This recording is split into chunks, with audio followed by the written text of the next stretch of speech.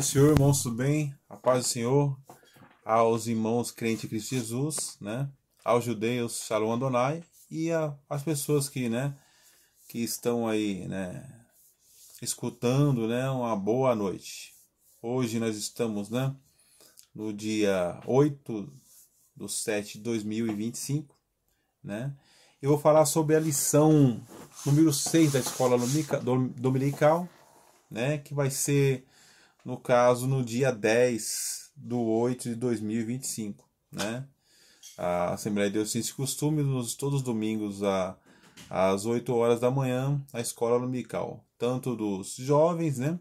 Dos adolescentes, das crianças, dos irmãos, das irmãs, né? E é uma bênção de Deus. Cada um tem um tema. Mas o tema escolhido agora, o tema do dia 10 que vai ser, é uma igreja não convivente com a mentira, né? É uma igreja convivente com a mentira. Um tema muito bom, maravilhoso, né? Só que a igreja ela não pode conviver.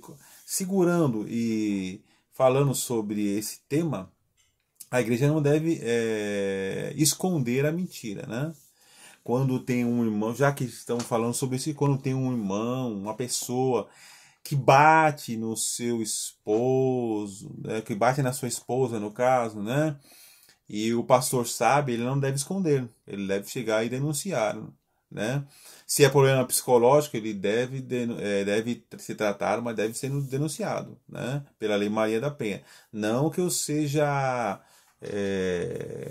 juiz, mas sim o correto é esse, entendeu? Porque amanhã acontece uma coisa, essa pessoa pode até vir a usar de violência ou até matar essa pessoa, entendeu? O pastor ou o líder espiritual que conviveu com esse fato, né, e escondeu, ele pode se responder judicialmente e criminalmente. Então, cuidado. Então, a máscara, uma igreja não convivente com a mentira, é uma das coisas não ficar escondendo, né?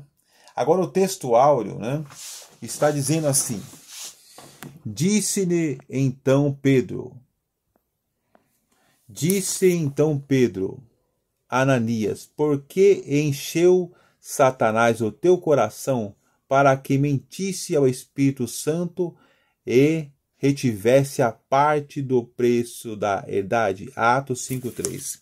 Aqui nos fala uma passagem no texto áureo, aonde Pedro, né, aonde Ananias e Safira, né, que eram um casal, eles venderam a propriedade e não quiseram depois dar o que era de Deus, né? O que aconteceu? E aí eles foram até Pedro, cheio do Espírito Santo, eles foram lá e foram entregar uma parte, esqueceram o restante, né? Bem lembrado, segundo a história, que naquele tempo na igreja, né, a igreja de Jerusalém, a igreja lá, eles pegavam, vendiam os bens, né, e repartiam entre os irmãos, né?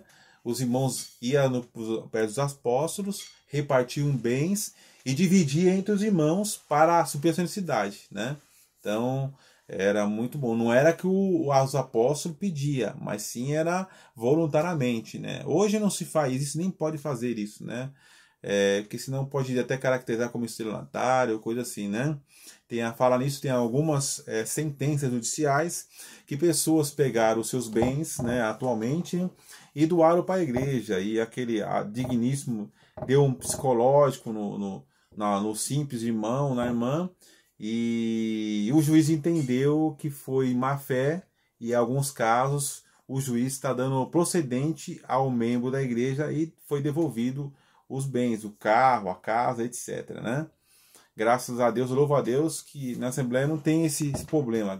Mas tem alguns outros locais, né, que tem esse pequeno problema, né, que as pessoas são treinadas para dar o psicológico nas pessoas para tirar os seus bens, né, para arrecadar patrimônio de religiões. E nesse caso, na Assembleia de Deus, está descartado. Se é algum pastor que fizer isso, vem a junta da comissão e convenção, né, e o conselho de ética, e ele é disciplinado, né, e retratado o seu cargo, né. Bom lá, a verdade prática, né,